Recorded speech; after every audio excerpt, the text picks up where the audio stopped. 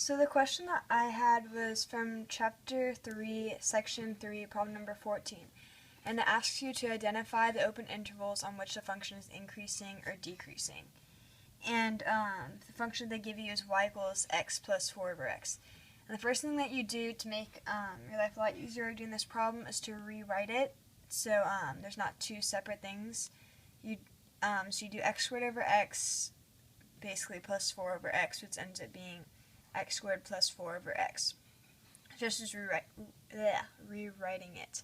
Then next step is to differentiate, and you're going to use the quotient rule. So you do x squared plus 4, then derivative, which is 2x, and then x, and derivative, which is 1.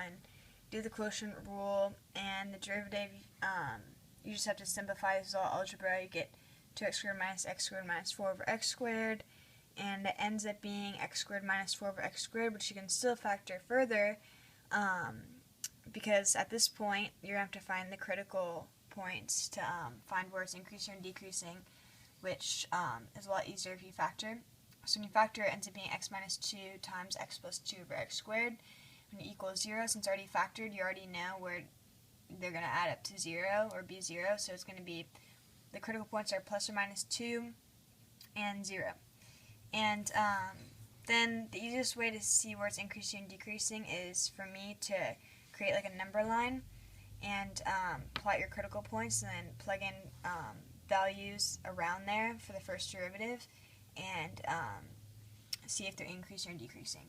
So I picked points around each of the critical numbers, so 1 and negative 1, and they're both negative, and so that just meant that it's not increasing, or there's just a hole there. There's not like minimum or maximum, but it still shows that it's decreasing throughout negative 2 to 2.